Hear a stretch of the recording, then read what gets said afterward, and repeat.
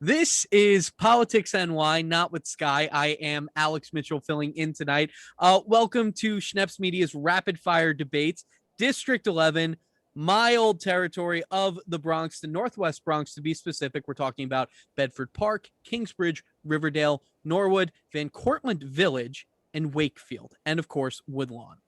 Now, we are joined by Eric Dinowitz, Dan Paternak, Marco Sierra, Mina Laura, Abigail Martin, and Carlton Berkeley, and of course, my esteemed colleague and editor-in-chief of Politics NY, Stephen Witt.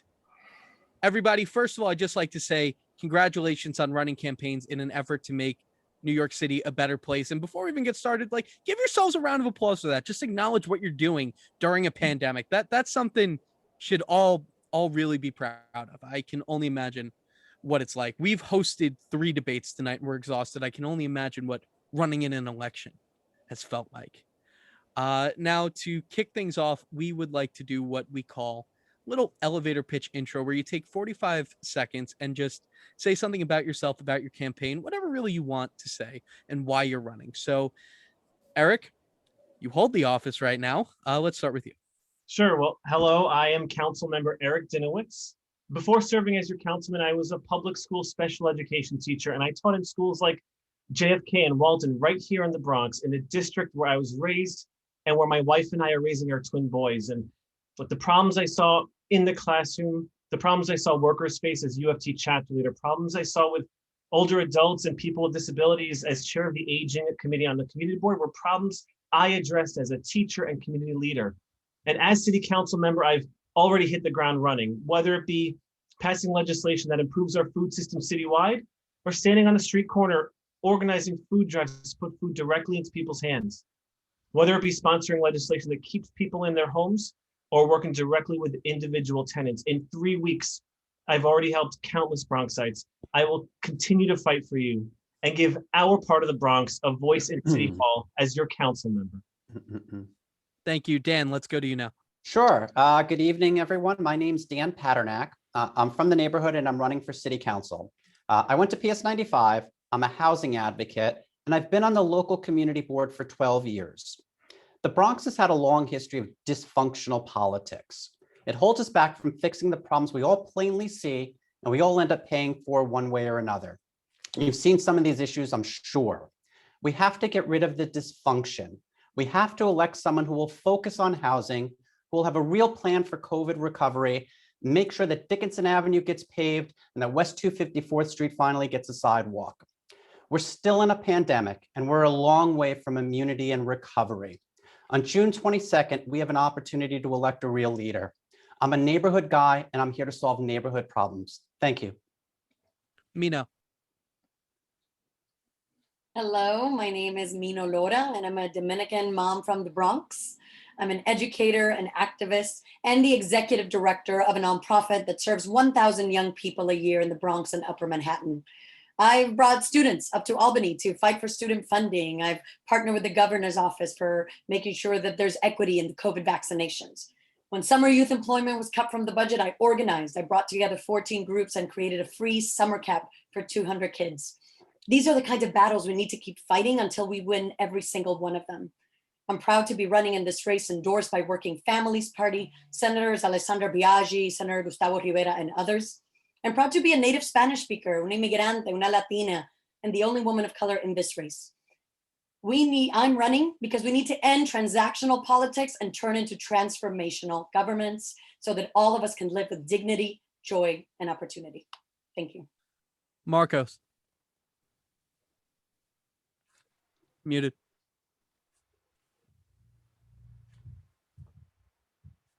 Sorry. There you go. Good evening, everyone. Thank you to the moderators. Thank you, Mino, for the opportunity to be here. My name is Marco Sierra. I am currently the district leader for the 80th Assembly District.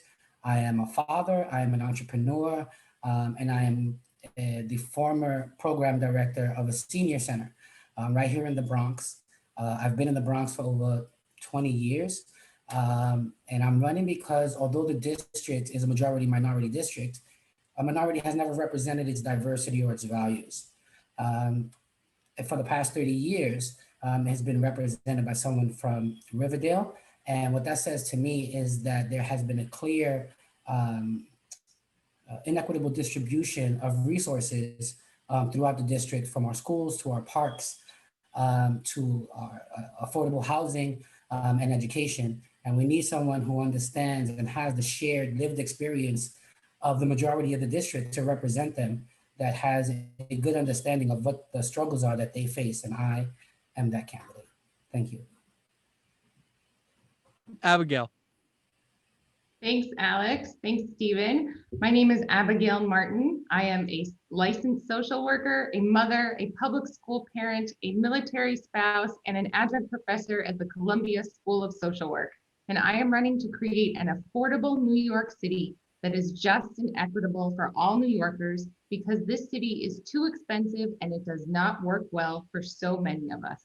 Historically, New York City has recovered from financial crises off of working families and those on fixed incomes. And in a city with more billionaires than anywhere on earth, we cannot let that happen again. I am running to fight for everyone, the most vulnerable among us, working families, and the middle class. This district needs new leadership that understands the complicated systems that impact all of us, from the Department of Aging to the Department of Education, from the criminal legal system, the child welfare system, and the healthcare system.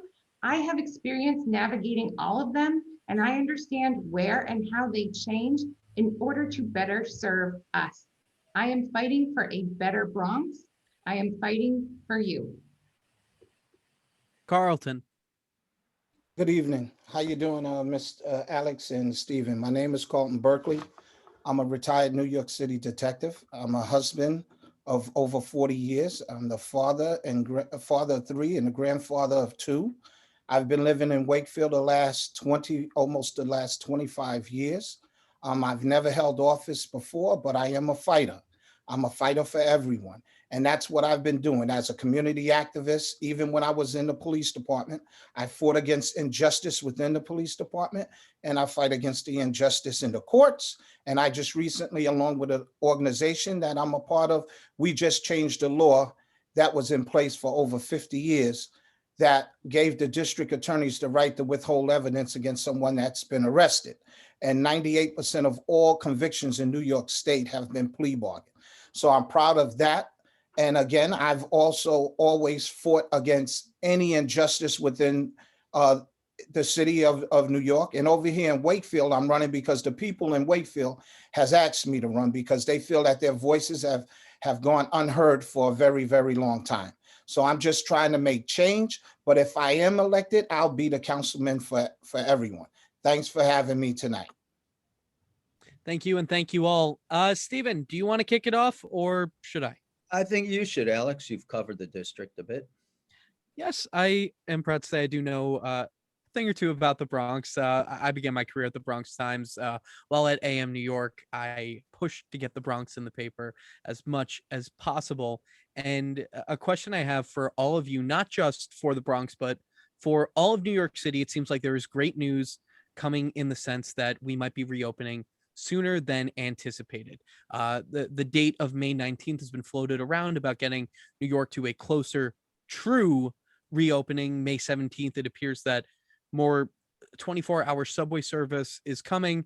Now, for the Northwest Bronx, what are the most important priorities for coming out of the pandemic? We're going to go in a reverse order with what we started. So Carlton, take us off with this one.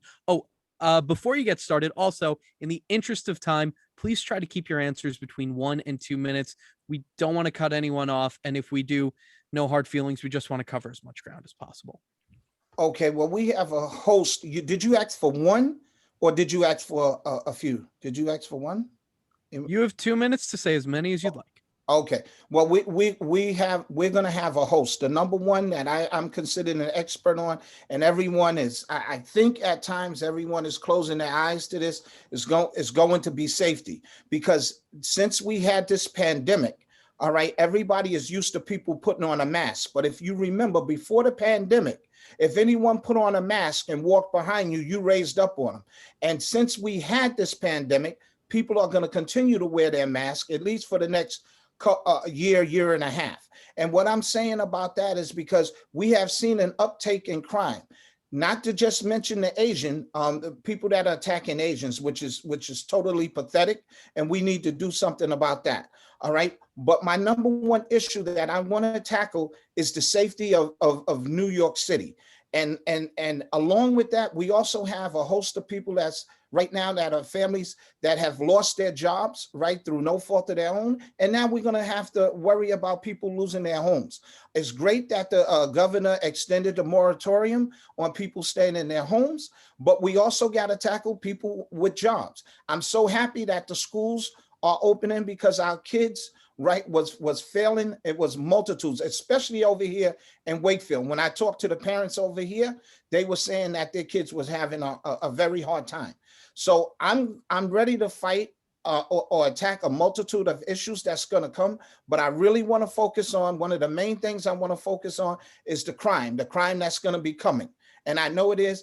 And another thing, hopefully later on, we'll be able to ask a question of two candidates, because there's a candidate here that said something earlier that I would really like to address, later on. But those are the issues that I'm ready to address. Thank you. Abigail. I agree with Carlton that it is great news that we are opening up. I am so excited about that. But in order to stay open, we need more vaccinations. Less than 50% of eligible adults in the Bronx are vaccinated, which is why I'm so pleased to announce that I partnered with Shaniqua Moore, who is a fellow social worker who is running for city council in the district next to ours, the 12th district, to bring a COVID vaccine clinic to the community. It's going to be on Friday. So if anybody needs a vaccine, please check out my social media and you can sign up for one, but very excited about that. So we got to get people vaccinated so that we can stay open. And then about other priorities, we need to focus on the economic development and recovery from COVID. We need to focus on the affordable housing crisis. And we also need to focus on the Department of Education and ensuring that every child in New York City has an equitable and high quality education. And those will be my top 3 focus points when I'm your city council member. Thank you. Marcos.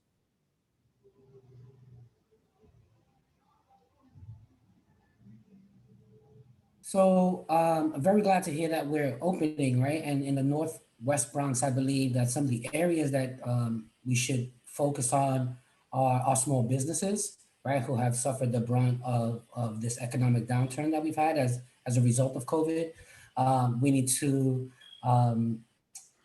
find and increase funding for our parks, right? Because now people are going to be going back to our parks, and we need to create an environment in our parks, not only for children, but also for older adults who like to do exercise, and also for our aging adults who just simply like to sit in the park and enjoy the good weather.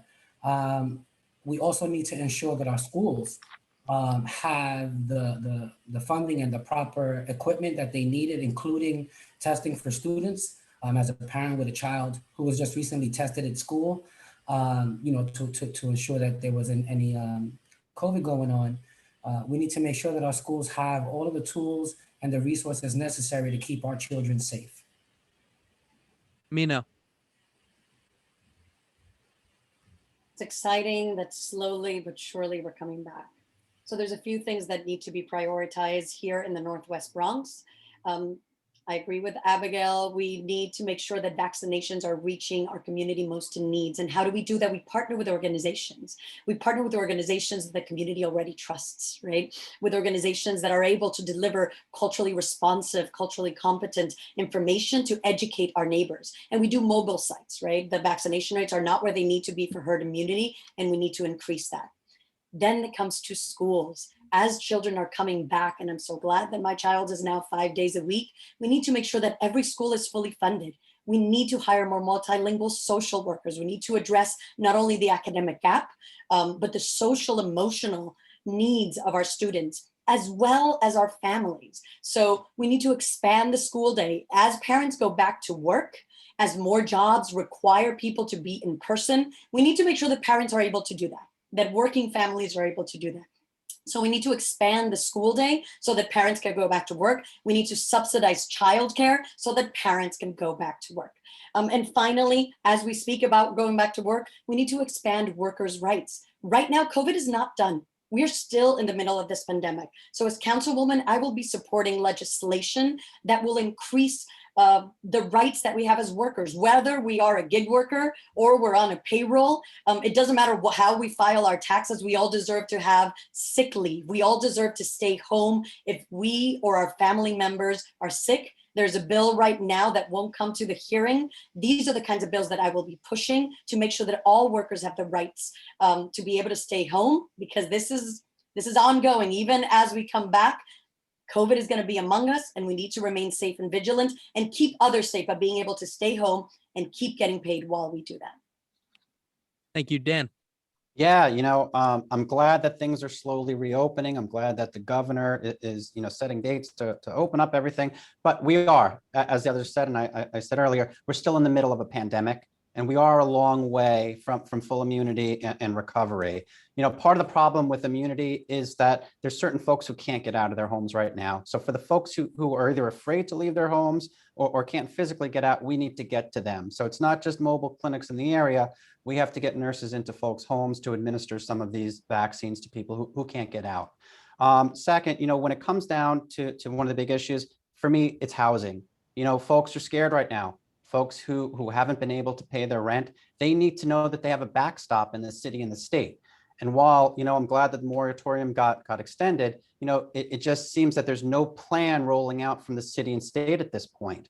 And we need to do that. We need to make sure that the Human Resources Administration, who are the ones who give those loans to folks, and many of them you don't have to pay back for one-shot deals, have the money and the support that they need. And we haven't seen that. We haven't seen it from our city officials. We haven't seen it from our state officials, and we need to do that. But it's also our small homeowners.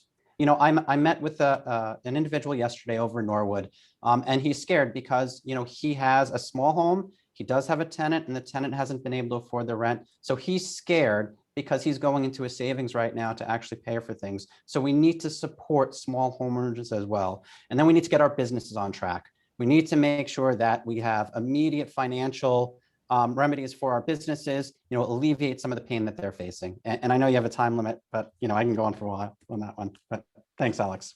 Thank you, Eric. Yeah. Yes, so number one is vaccines. People are still dying from COVID-19, and it's heartbreaking. Every so often I'm calling people who have just lost a loved one. And so that's why I'm working. This month, we're going to open a number of pop-up sites, and those are going to actually be in District 11, these vaccination sites.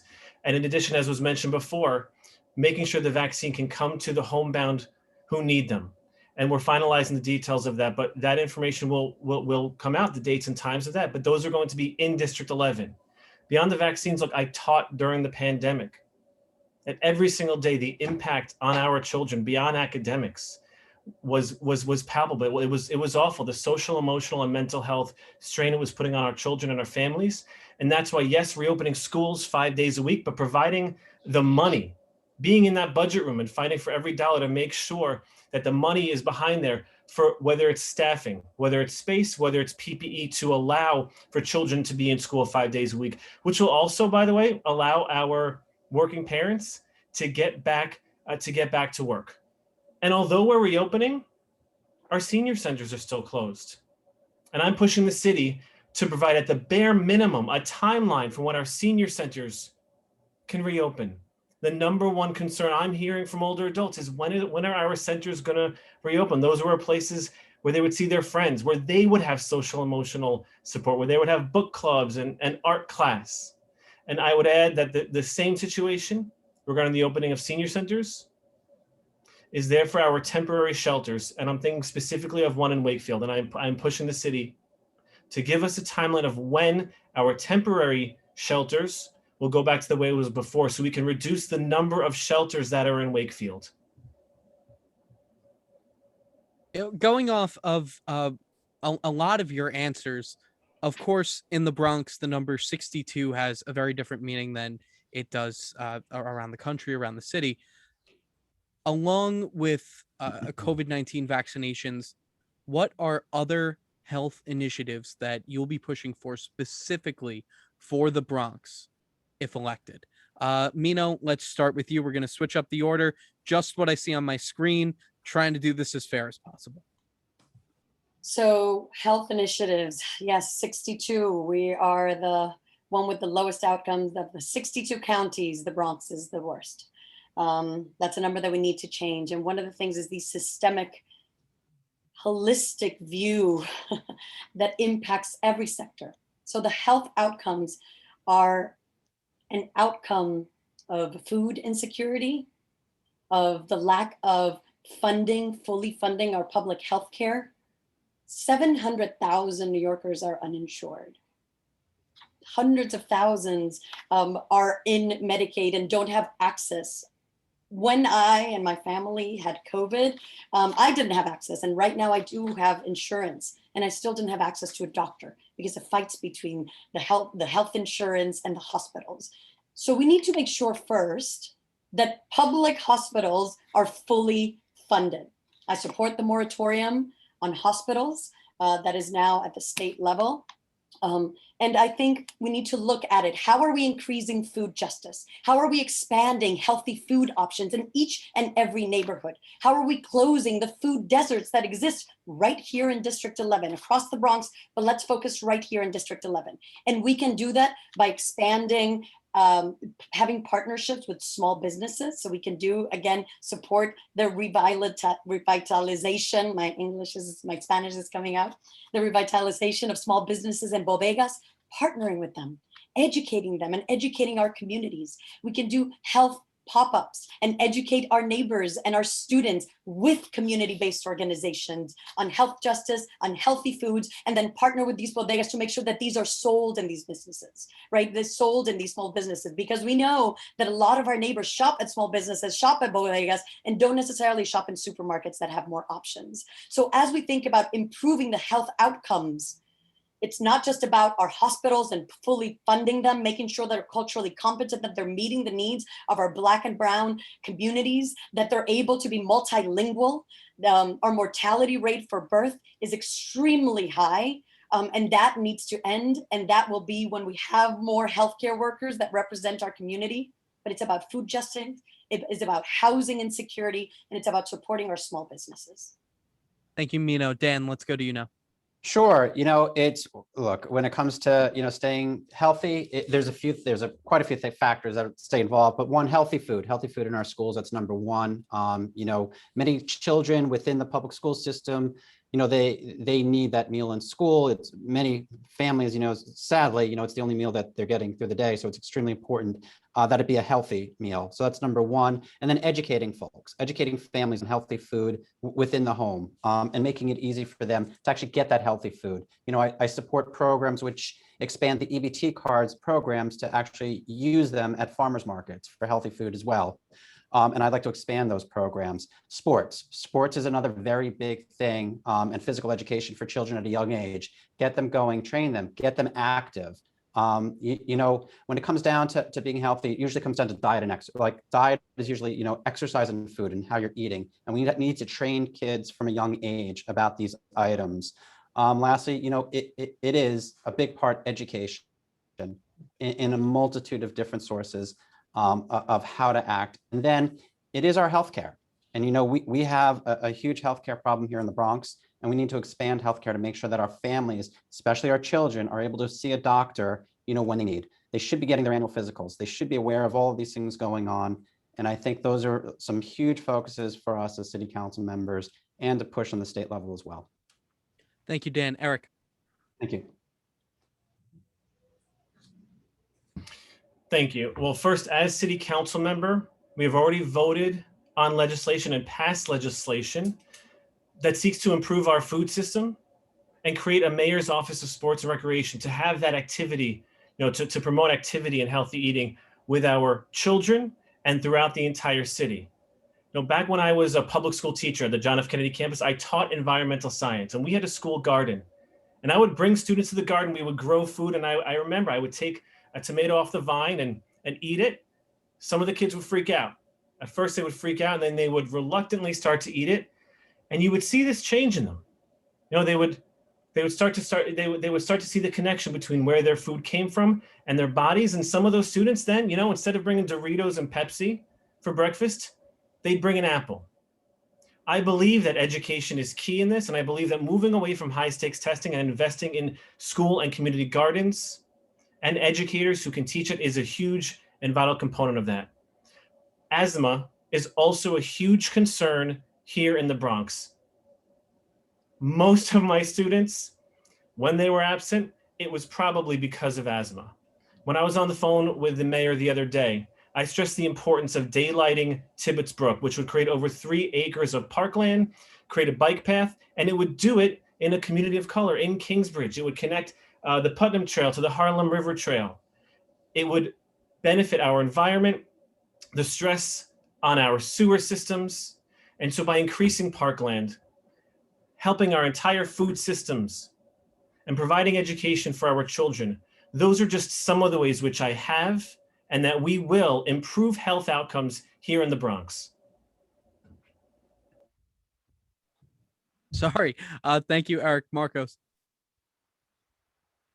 Thank you, Alex. So one of the largest challenges that we have here in the Bronx as far as health is respiratory illness, right? And like Eric mentioned, is asthma. And there was an initiative that was started by Bloomberg. It was called the Million Trees Initiative. And it was designed to, get more trees onto the streets, right? The problem is that they, in their genius, they replaced the types of trees that were being planted. They replaced female trees with male trees. Now, female trees produce less pollen, but they're more expensive to maintain. And male trees produce more pollen and are less expensive to maintain. And the city went with, right, the cheaper option. Problem is, in the Bronx, pollen has a direct impact on asthma rates. So one of the first things that I would do would be to reverse that policy, right? Let's get female trees back into the tree pits on our blocks, especially in those areas that have high concentrations of asthma, like in the South Bronx. We need real education about health and how it affects our daily lives in our school system. Not, a program that comes in once a month, but we need a curriculum based solely on how to eat healthy and live healthier lives. And lastly, I would work on expanding the Healthy Bucks program, which allows people in low-income areas to purchase these fresh fruits and vegetables. And I would work to increase the amount of benefits that individuals receive, and also areas and stores that accept these types of programs. Thank you, Carlton. Yes. One of the things that has been mentioned, which has been a problem for the Bronx, is the asthma aspect. And everyone has been talking about that for years. Like has been said earlier, the Bronx is always number one in something bad and always last in something good. But we definitely have to do something about the asthma. And now, like I said, that's been a problem in the Bronx for a very long time. I believe I'm the oldest candidate running. I'll be 60 years old next year.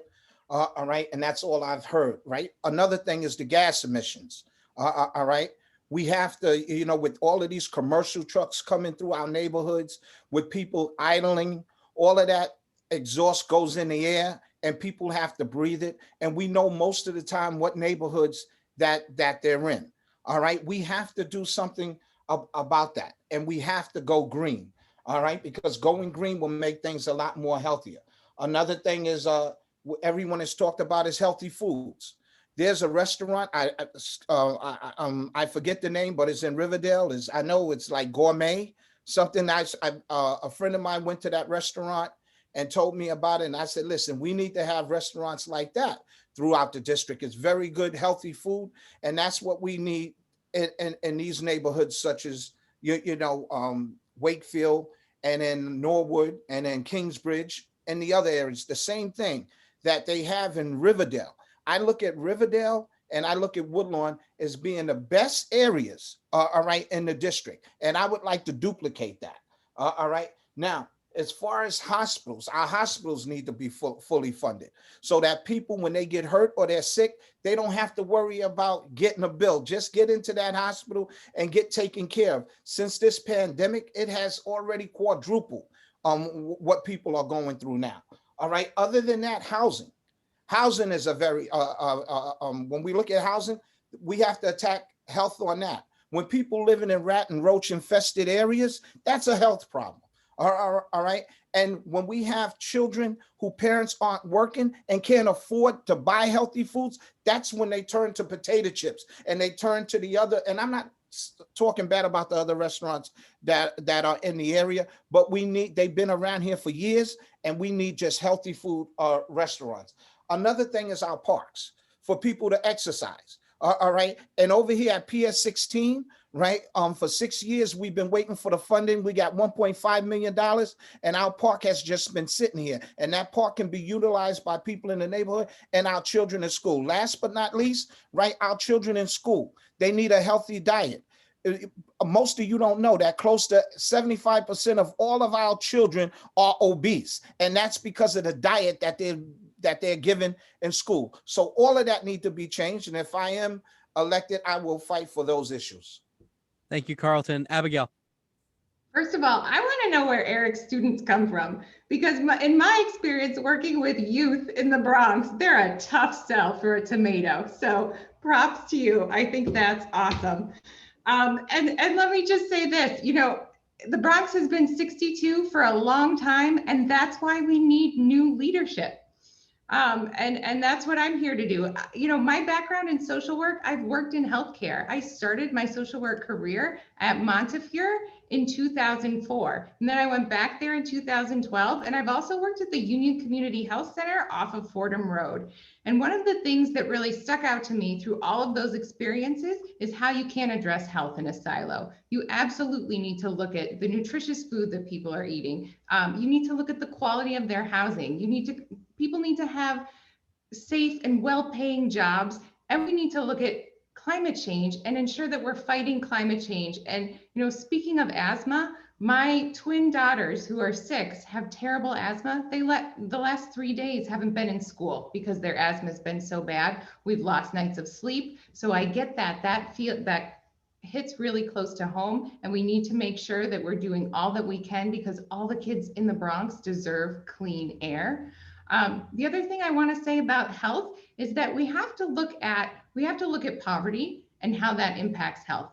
You know, there's a study called the ACEs study. It's called the Adverse Childhood Experiences Study. And what that study looks at is adverse experiences in childhood and how that relates to health as an adult. And the study found that the higher your ACEs score, meaning the more adverse experiences you have as a child, the more likely you are to have obesity, to have cancer, to have substance abuse, and to have mental health issues. So we have to be addressing those, and I'm all for addressing them at the end, but we need to have an upriver approach to addressing health, which means solving those problems before we get there. And we have to look at eradicating poverty and doing what we can to address issues of poverty.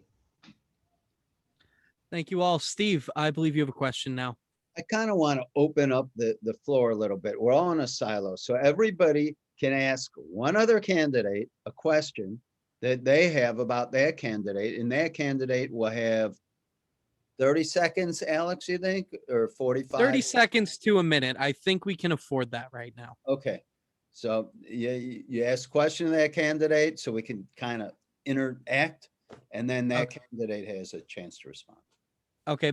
Abigail, since you went last, we'll start with you. Okay. My question is for Eric.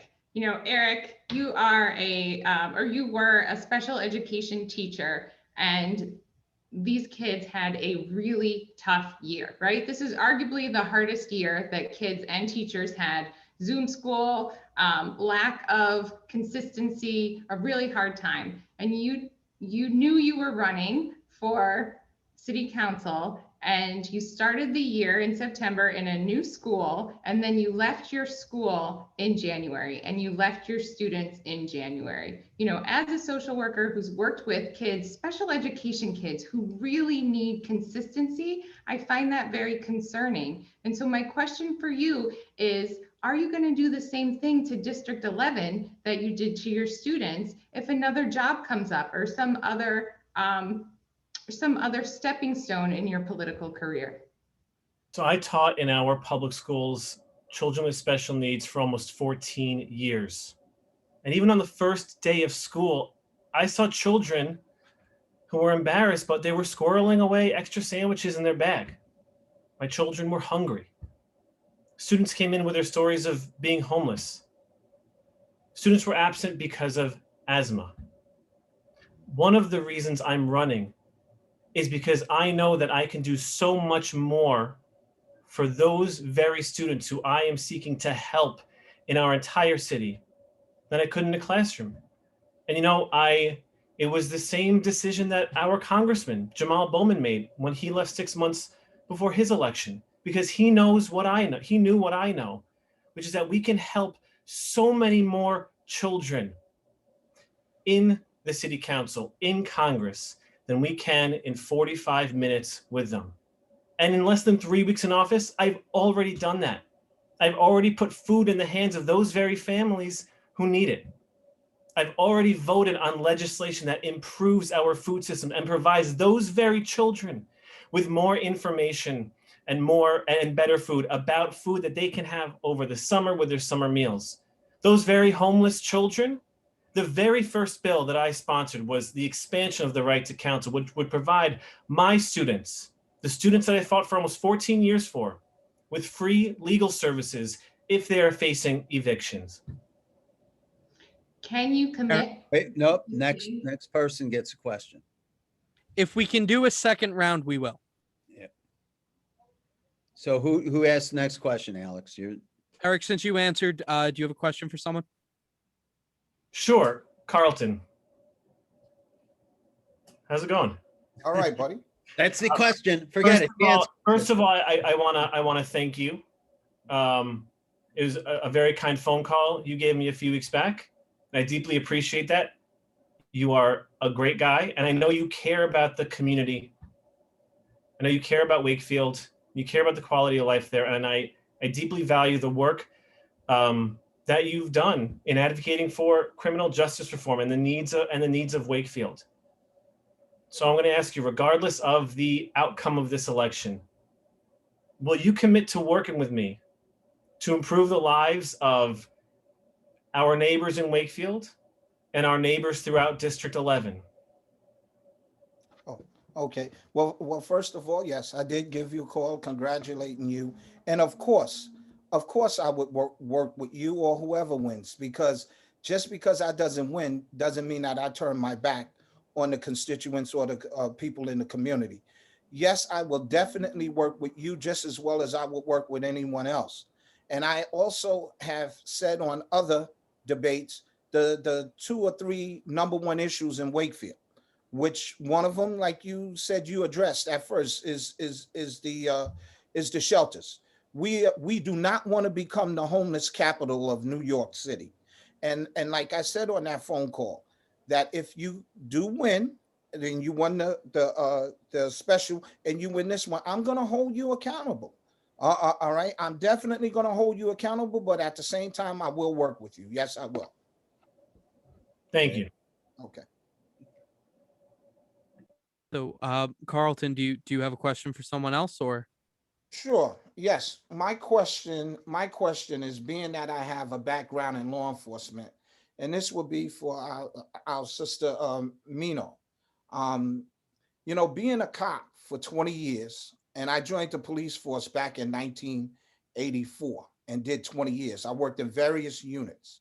All right. I've helped people from senior citizens being lost, returning them home, to children being lost. I was an undercover narcotics officer, and I worked in other many units. All right. And I just came across, right, some of Mino's rhetoric before.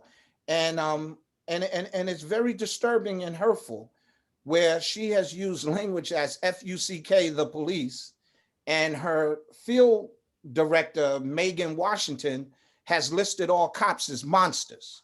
All right, now, like I said, I've been going after cops, but I go after bad cops. And I've said some things, but everything that negative that I've said has to go with bad cops. And let me just say, 95% of all the cops out there are good, hardworking men and women. All right. And the only monsters are the ones that do something wrong. All right. And if you don't distinguish between that, right, you're going to make a lot of cops very upset, and they do not forget. And everybody can bash the cops all they want. But when everybody is afraid and their back is against the wall, who's the first one that they call? All right. So I just took very offense to that. All right. And I was surprised to find out. And the last thing is, I think you said that you want to remove cops. Hold on. She wants to remove cops. I just want to know what precincts are she's going to remove the cops from, the 504752 or what have you. Thank you. Thank you, Carlton. So first, I'll speak for myself. We were all in pain, and I know you joined me in that pain when we saw George Floyd murdered. That pain and that grief and that anger. And I stand by that anger and that pain that we all shared. We know we need accountability. You've been doing that fight for 20 years, for more than that, right? So this movement, the Defund the Police movement, is following that suit of saying enough, right? And the Derek Chauvin case, the trial that just happened, it's one step, but doesn't mean that it's over. So what I stand for is not dehumanizing anyone. And it's specifically targeted to a systemic issue that creates opportunities for violence and for murder of our Black and Latino brothers and sisters over and over again. So what do I stand for? It's not specifically about moving one person or moving another. It's about reallocating funds. So for example, routine traffic stops. I think those don't need to be done by cops. They can be done by the Department of Transportation. We don't need police to be doing routine traffic stops and giving tickets. That doesn't need to happen. We need social workers. We need mental health providers to be doing mental health crisis calls. We all saw, or maybe not all of us, very recently, a man who was experiencing mental health crisis. And we saw how within 100 seconds in his apartment, he had a butter knife. There were 2 armed cops. There was no de-escalation. There's now video evidence. No de-escalation. They were yelling. The person was scared. They were of no threat. They could have literally closed the door. He was dead in 100 seconds. And that cop, no discipline, no charge. So what I stand for is hiring more healthcare workers. If a social worker would have answered that call, that man would be alive today. So what I'm standing for is making sure that we use some of those funds and move them to other agencies. Our police department budget is the largest budget out of New York City. And I believe that public safety is a partnership, not warfare. So I do think that the NYPD needs to be demilitarized. I do think that funds need to be moved to other agencies so we have more healthcare workers, more social workers, more educators, and other agencies who can handle some of these responsibilities, which cops, as I'm sure you know, we need to correct their scope of responsibilities. They don't want to be doing all these things because we need them to focus on preventing and solving violent crime. In 2019, last year, about 50% of the cases in the first quarter were left unsolved. That is unacceptable. We need them. We need them to solve hate crimes. We need them to solve violent crimes. That's why they're there. We are in partnership, but we can't be, they can't be abusing the power. We need to keep them accountable. And there are places where they don't belong. Okay, Mino, do you have a question for someone? Allergies. So I want to actually follow up on an earlier question that was said, Eric, because I don't think you answered the question. So I want to make sure that you answer that question. So I'll make it very clear. How can people in District 11 trust that you will put them first? I am a teacher, and you spoke about you've been a teacher for 14 years and you've seen them. We're talking about this year in the middle of a pandemic, in the middle of a global pandemic. You decided to run when you decided to leave them in the middle of the academic school year, to run for a seat that was appointed for you by your father. The special election was announced. You knew it was happening. You didn't need to teach this year.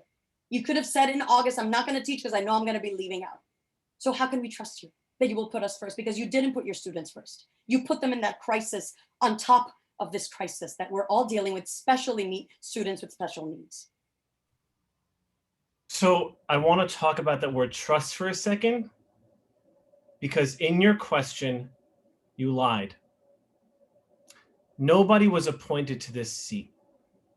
I won the special election in a high turnout election with ranked choice voting, a nonpartisan election with progressive campaign finance reform, with 64% of the vote. I was not the first candidate to enter this race. But we can talk about trust, because hundreds of parents throughout my career have trusted the education and the social emotional support of their children with me. Fellow workers, whether they be in the UFT, DC 37, RWDSU 32BJ, have entrusted me to fight for them just as I have in the past.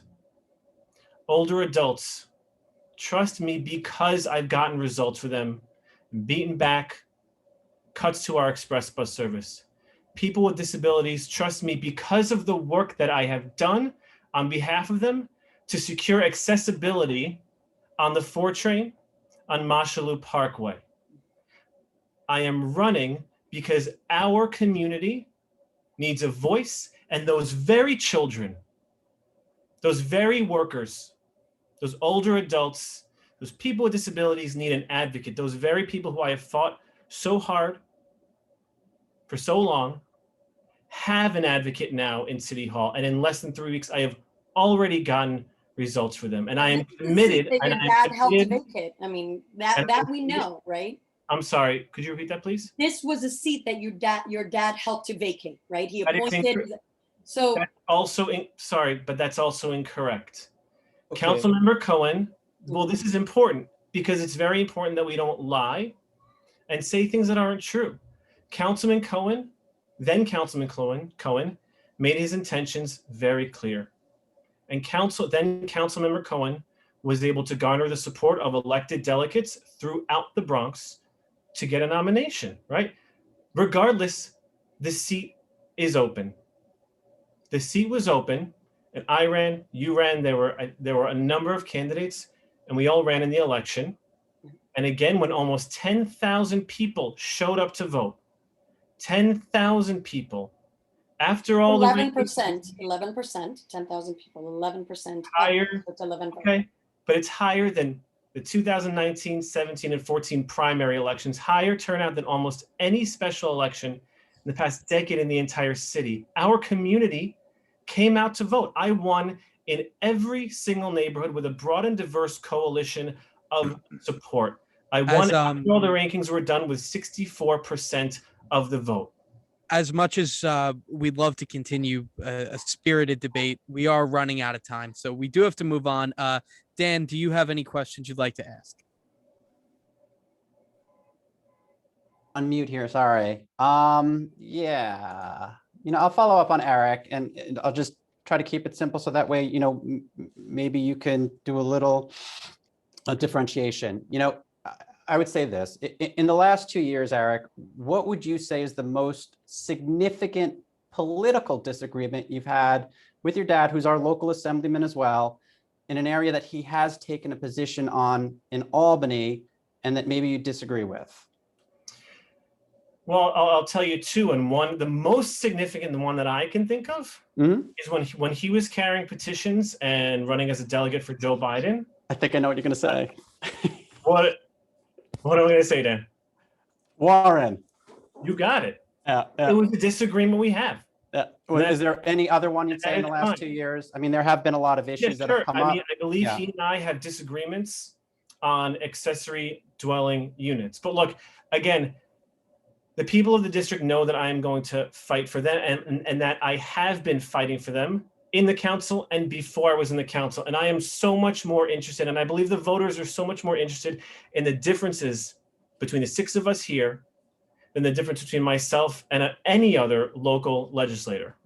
Well, I wouldn't necessarily say that. I think as voters are looking at the different elected officials, they want to know that they're going to have different voices representing them. And that's really the purpose of this question, that they do get a multitude of representation from all of their elected officials. Eric, if you want to take 15, 20, 30 seconds to follow up, go for it. Look, my father, the local assemblyman, and I disagree on a number of issues. Sometimes they're big issues like who should be president, how housing should function, and how we support the best way to support tenants. And I'm happy to talk to you, and we can share our differences about any topic regarding city, state, federal policy, however you want. His office is open. If you'd like to call his office, he sends out newsletters with his views on things and the work that he's done. And we are different people. And I will just add, like, I'm in the classroom, I'm standing shoulder to shoulder with workers, fighting for accessibility and for older adults. Not a single one of them cares who my father is. What they care about is that they have someone there who has their back. I've had their back before I was in the council. I have their back now in the council. I'm going to continue to have their back. Marcos, we did not forget about you. Yay. Okay. So my question is also for Eric. Eric, your part of your platform, or the majority of the platform, you talk about, standing for everybody in the district, equitable education for all schools in the district, right? And my question to you is this. In 2016, when your father, the assemblyman, intentionally disenfranchised Black and brown children from registering at PS 24, you didn't say anything about it. So is your silence of that disenfranchising moment for Black and brown children that look like my children, something that you agree with? Because to date, you haven't said anything. And if you haven't said anything, how can I, as a parent of a Black and brown child and other Black and brown children and parents in this district, how can we believe that you're going to stand and fight for us when you haven't said anything about people of our demographic that have been disenfranchised from registering in a school in Riverdale by the sitting assemblyman who is actually your dad? Well, there's a couple of reasons, One, because everything you just said is not true. What you just said about the Board of Education was sued and they lost. Your dad right now is being sued by the same gentleman who blew the whistle on the situation. So please be sure, because what I think is unfair is when you call someone a liar. To say that a statement isn't accurate is one thing, but to outright call someone a liar when this has been documented in several news publications, I think is a bit disrespectful. So as a sitting councilman. I'll repeat what I said. Everything you just said about that is not true. And if you want to talk about the court case, we can talk about how it's almost fully thrown out at this point. They were all dismissed. But let's talk about the people in this race. Look at the work that I've done. Marcos, if you ask a question and want to hear an answer, I'm happy to answer. If you want to hear yourself talk, by all means. Okay. I chose a career in the Bronx. I taught our children in the Bronx at schools like JFK and Walton. I taught almost exclusively children of color. I taught in Kingsbridge, Marble Hill, Kingsbridge Heights. When I was on the phone with the mayor, I advocated for the needs of Wakefield, the needs of Kingsbridge, Marble Hill. Those are just some of the things that I've said and done for the people of the entire district. But you haven't answered the question as to why you haven't spoken out in agreement or disagreement with a lawsuit that was filed against the Board of Election, the Board of Education, and your father, the sitting assemblyman, for disenfranchising Black and brown children from registering at PS 24. Do you agree with his actions or do you disagree with those actions? That's the question. Marcos, haven't spoken out on something that's not true, on cases that have been thrown out. They have not been thrown out, Eric. You know that. Your Okay, dad did, he worked his magic to make sure that any damages that he suffered as a result of a civil lawsuit from Mr. Valverde were mitigated, but the cases have not been thrown out. The Department of Education actually had to pay $205,000 to Mr. Valverde as a result of being wrongfully terminated from his job for blowing the whistle on the actions that your dad and his office were taking against Black and brown children, which are the majority of this district, Eric. Okay, so again, I'll repeat. Or do you disagree with Black and brown children being disenfranchised from schools, either in Riverdale or anywhere else? Marcos, once again, it's not true. And I will add that my name is Eric Dinowitz. You were the district leader for the 81st, right? So this happened in your district, on your watch, by your dad. And I'm just really, it's not an attack, Eric. This is something that has been bothering me for quite some time. And if you are the person that's going to represent a majority minority district, then I feel strongly that you should have an opinion about what happens and what's wrong with Black and brown children being disenfranchised if you're going to represent a majority minority district. Look, we can continue to talk about things that are not true, or we can start to talk about how our community recovers from this pandemic. We can start to talk about who's going to be the voice in City Hall to make sure that the needs of the people in the Bronx, of our children, working families, people with disabilities, and older adults are met. That is work with less than 3 weeks in office as the member of the City Council in District 11 that I have already done and that I am continuing to do. Okay. Before we continue this, we have run out of time. Of course, me, Steve, and I'm sure everyone in attendance appreciates a spirited debate. And I hope that they take what they heard here tonight into the polls.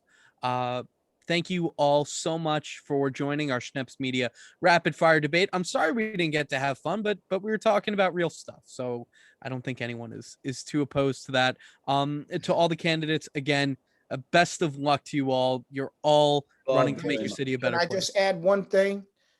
Just one thing. I think I had the least amount of time as everyone.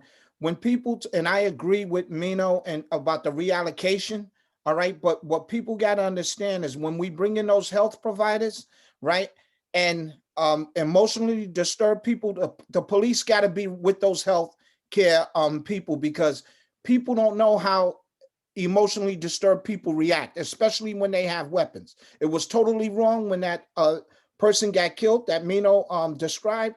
However, the police, right, can't be the call off for everything, but they are, and we have to give them that respect, but we can go after the bad ones. But like I said, when those healthcare providers come, and she said people from traffic could do car stops, no, she forget that people who are evading the police from robbing someone, let a traffic enforcement stop them and see if they don't get shot and killed. So we gotta leave that to the experts when it comes to crime. Thank you. Thank you. It was a great, riveting conversation, and the best of luck. And Alex, thank you all. And just you. quickly raise your hand if the Houston Astros should be booed every time they go to Yankee Stadium. raise your hand if you think Scott Stringer should drop out. Oh.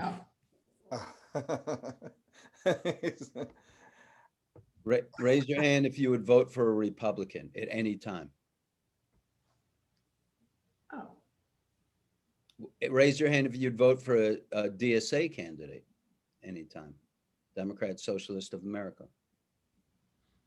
I might. Okay, since we're getting on a more fun track, one last quick one, which I promised I would ask before the debate began. Favorite pizza in the district? Oh, that's right. Oh yeah, Broadway Joe's. Broadway Joe's. It's a good one. It's a tough choice because I love Goodfellas too, but Broadway Joe's wins. Goodfellas. Pizza Chef or Kingsbridge Social. It depends on the mood. I don't want to reveal a bias, but Mino hit Oh. mine with Kingsbridge Social Club. Supreme Pizza on Van Cortlandt and 242nd. They Good make one.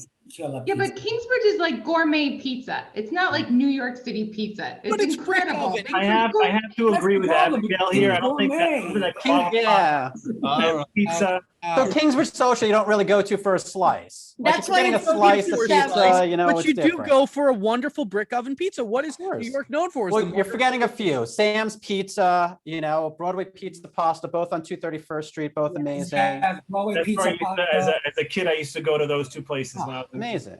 Yeah. I still go. I mean, I hit just about every pizza shop in this neighborhood. It's We almost have a two. question because anywhere you go, you're gonna get good pizza. Pretty much. Yeah. We have Pepinos on 241st Street. Yeah, that's a good spot. And White Plains Road. They're pretty good. And then we have another one on Woodlawn. The name escapes me. Patona. It's so good. That's cool. Patricia. Well, thank you very much. Thank you. Yeah. One that you all missed, which if you're talking about just going for your classic New York slice, you forgot a Deo's on Riverdale Avenue. Oh, yeah, of course. Bella Riverdale also, Napoli. yeah. Bella Riverdale Pizza.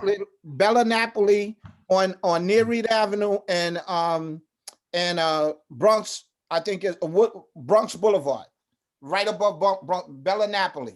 Someone in the comments mentioned Salvatore's on I believe Johnson Avenue. Salvatore Soho. My kids, Yeah. that's my kids' go-to place. They love going there anytime they can. It's great for kids. The I'm Doughboys glad on we ended this on a high note. Marshalloo. All right. It's 9:08. Everybody have a great night. Cambridge. Thank you. And thank Good you, night, everyone. everyone.